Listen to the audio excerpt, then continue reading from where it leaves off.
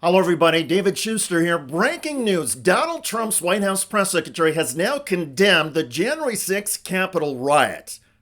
No, not really. But Karoline Leavitt's words on this day were striking because while she was criticizing protesters attacking law enforcement officers in Los Angeles, Leavitt's language becomes even more remarkable and ironic when placed against the backdrop of the attempted Capitol insurrection. Watch. These attacks were aimed not just at law enforcement, but at American culture and society itself.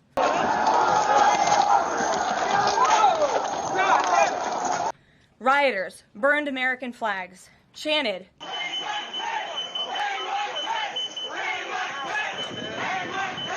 and spray painted anti-American slogans on buildings.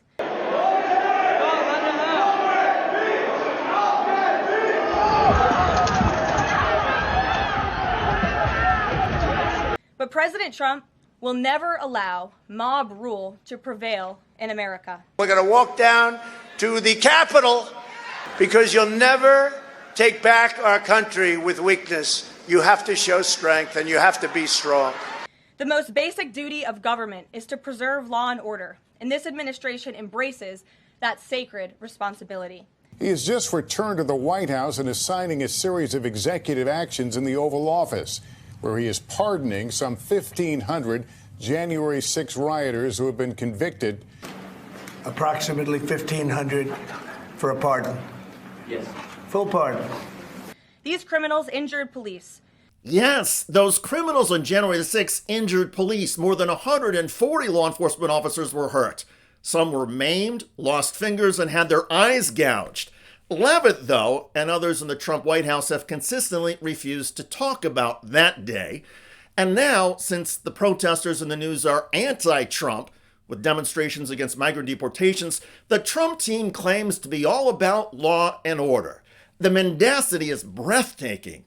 Karoline Leavitt's press briefing got even more surreal when reporters asked about Trump's military parade. Thousands of troops, tanks, and aircraft are headed to Washington, D.C. The White House insists the spectacle will honor the history of the U.S. military and that this is not a celebration of Donald Trump's birthday. Still, some protesters are expected, and the Trump White House rhetoric about protests has been contradictory. Can you clarify what kind of protest President Trump does support or find acceptable? The president absolutely supports peaceful protests. He supports the First Amendment. He supports the right of Americans to make their voices heard. If any protester wants to come out, they will be met with very big force. By the way, for those people that want to protest, they're going to be met with very big force. And I haven't even heard about a protest. But, you know, this is people that hate our country. Well, by that definition, those people that hate our country include Senate Republicans. Several have repeatedly spoken out against the military parade. We were always different than, the images you saw of the Soviet Union and North Korea. I wouldn't spend the money if it were me. We're a lion, and a lion doesn't have to tell you it's a lion. So if there were peaceful protests on Saturday for the military parade, President Trump would allow that? Of course the president supports peaceful protests. What a stupid question. Speaking of stupid, Karoline Leavitt's briefings often include far-right podcasters.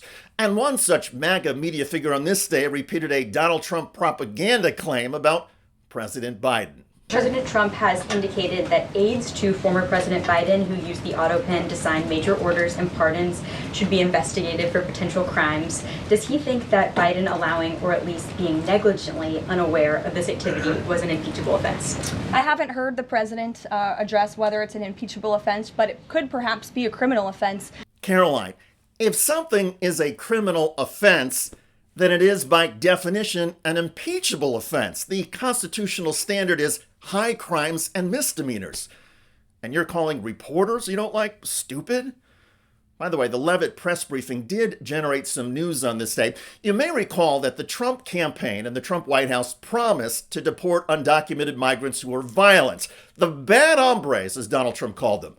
Well, now the scope for deportations is much wider. The Trump administration is going to continue the mass deportation effort that the president promised the American public. Many of you were at those rallies in cities and communities across the country when the president spoke about his commitment to removing violent illegal criminals. and anyone who has broken our nation's immigration laws from American communities. And God bless our ICE and Border Patrol who are working hard on that effort. This administration is going to continue that. Leavitt said the administration is going to continue deporting anybody who has broken our nation's immigration laws. In other words, while Donald Trump once spoke about violent migrants, now anybody who came to the United States illegally will be rounded up and deported. It doesn't matter how long they've been in the United States, how many kids they have, or whether they are a productive and tax-paying member of U.S. society. The Trump administration's roundups, carried out by Immigration and Customs Enforcement agents with backup from military troops, is now ripping apart families, grabbing people at previously scheduled court appearances, and even snatching folks from convenience stores. That broad, aggressive approach is what countless people are demonstrating against. And the question about the rights of demonstrators came up repeatedly in the Leavitt press briefing about Trump. The president has not at any point said the most important thing here is to protect the First Amendment rights of peaceful protesters. So I'm wondering, where in his hierarchy of interests does he place that? Is the First Amendment protection the most important?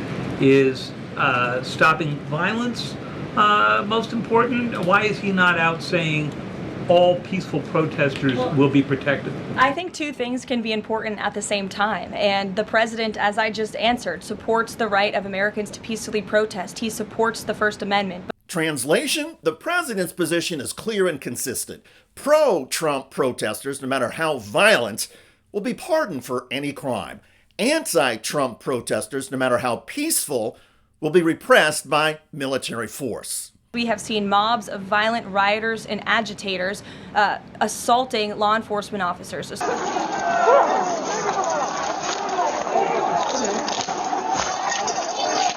I know, January 6th is inconvenient for the Trump White House, but let's never forget what happened that day.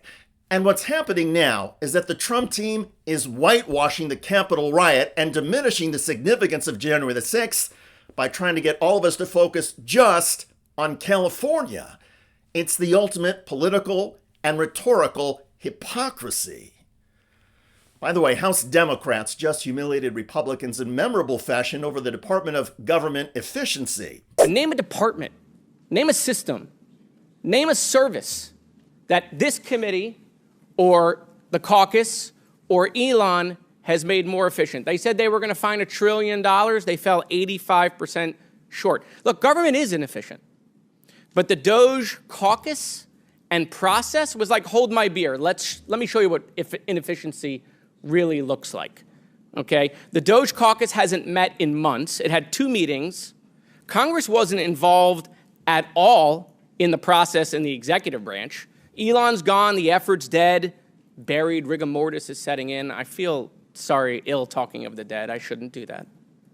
But I mean, seriously, the Newark airport, that is the key example for the American people. You want to talk about how did we make government more efficient? We didn't. We made government the Newark airport. Check out that video at the link below. It generated a lot of comments on YouTube. One of the most popular is from Conkey, who wrote, "Mr. Moskowitz and Miss Crockett are just plain awesome." I hear you. I look forward to reading your comments about Donald Trump's White House press secretary condemning, perhaps inadvertently, the January 6th Capitol riot.